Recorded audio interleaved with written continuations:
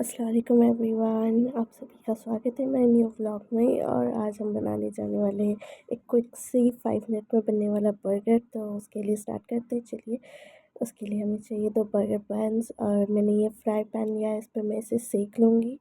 और मैंने यूज़ किया है यहाँ पे ये चीज़ बर्स्ट बर्गर पैटी, जिसके अंदर ऑलरेडी चीज़ होती है, वो बर्स्ट करती है, बहुत टेस्टी होती है।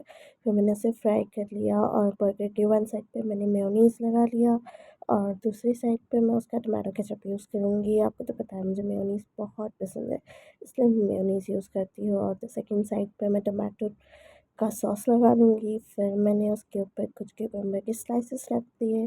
तब तक मेरा बर्गर का जो पैटी है वो फ्राई हो रहा था। फिर वो फ्राई हो गया तो मैंने उसके ऊपर रख दिया। गरम-गरम पैटी रखने के बाद वो एकदम अंदर से क्रंची और चीज़ी थी, बहुत टेस्टी थी। आप भी ज़रूर ट्राई कीजिएगा, ये ऑनलाइन अवेलेबल है, स्विगी पे आप ऑर्डर कर सकते हैं।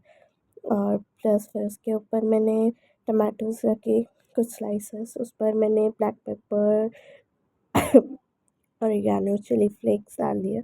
और उसके बाद मैंने उस पर प्याज की स्लाइसेस भी रखे और फिर उस पर भी मैंने ऑरिगैनो, चिली फ्लेक्स और हर्ब्स डाल दिए। अब मेरी आवाज़ पे मत जाइए, मेरी आवाज़ थोड़ी ख़राब हो चुकी है। सर्दी की वजह से आजकल मौसम बदल रहा है तो सभी की तबीयत ख़राब हो रही है। आप सब अपनी तबीयत का ज़रूर ख़्याल रखिएगा। और मैंने इसके बाद जब ऑनियन रख दिया, इसके बाद मैंने चीज़ की स्लाइस भी डाल दी थी। वो भी वीडियो आधी ही मिल गई मुझे, मैंने शायद से प्रॉपर रिकॉर्ड नहीं की थी।